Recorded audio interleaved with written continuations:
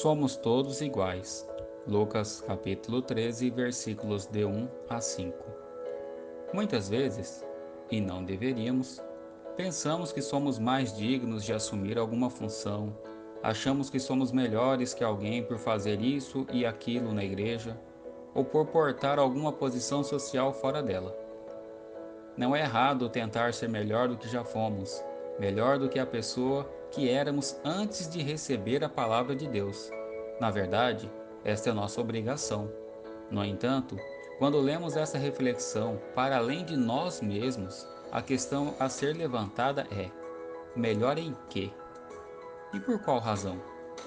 Talvez o melhor a se dizer é não fazermos igual. E ainda assim, devemos entender que tal atitude não provém unicamente de nós. Ela vem e é nutrida pelo próprio Deus que veio fazer morada em nós. Lembremos que para Deus não existe hierarquia no pecado. Exceto a blasfêmia contra o Espírito Santo, todos podem receber perdão. Mas, ainda assim, o nosso Senhor não nos tratará diferente se roubarmos uma agulha ou se maltratarmos um irmão. O tratamento será igual, pois todos precisam reconhecer o erro, buscar o perdão de Deus e, ao ofendido, reparar o dano.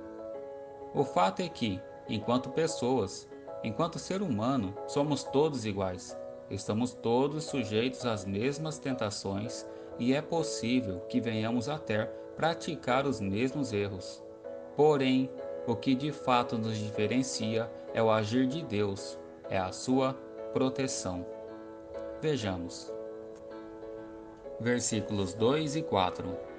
Pensais que esses galileus eram mais pecadores do que todos os outros galileus, por terem padecido essas coisas?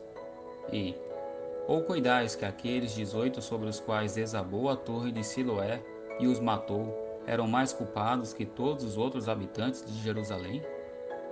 O Senhor com certeza sabia que entre os moradores de Jerusalém e entre os galileus haviam quem buscasse a Deus, quem procurasse ter uma vida reta perante o Senhor. No entanto, ele não os separa da comparação. Nosso Senhor não estava apontando para o homem espiritual que passamos a exercer enquanto cristãos. Ele nos apresenta que, enquanto homem carnal, estamos sujeitos às mesmas tentações. Podemos em algum momento praticar o mesmo erro.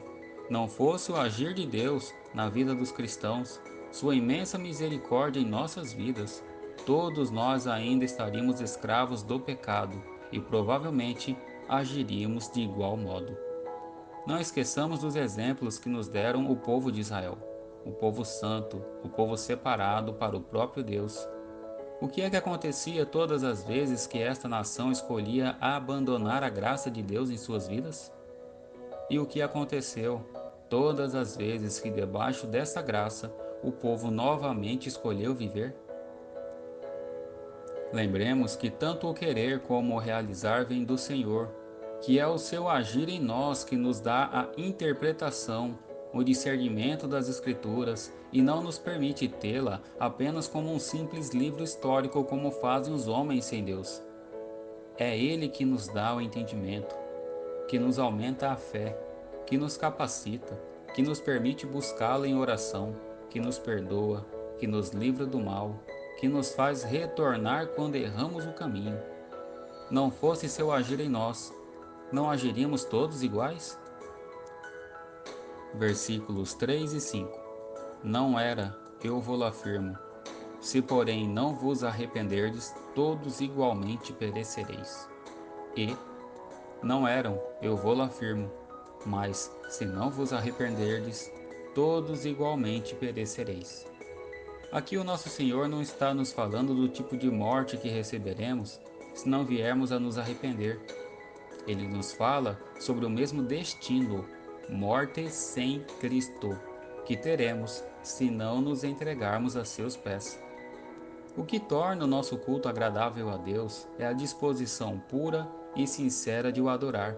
E isso só é possível se nós o reconhecermos como o único Senhor e Salvador, se nos arrepender de todos os pecados, se abandonarmos o caminho tortuoso e pecaminoso que até então nos guiou.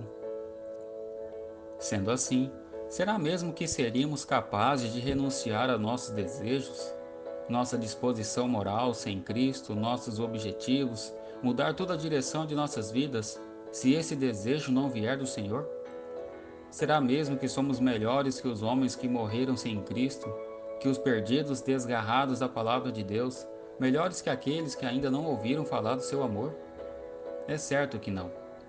Não vamos dizer que não existam homens e mulheres fora da igreja que tenham um bom coração, que façam escolhas corretas, que vivam de modo honesto. Não entraremos hoje nessa discussão. Estamos hoje falando de algo muito maior, muito mais profundo do que seguir ordenamentos terrenos.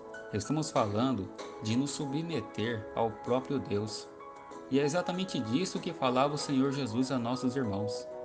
Sem Deus não há em nós disposição para seguir o caminho da luz. Necessitamos de Deus para nos livrar das amarras do pecado e, após isso, estabelecer uma vida de gratidão e devoção. E é exatamente isso que nos ligará a Ele.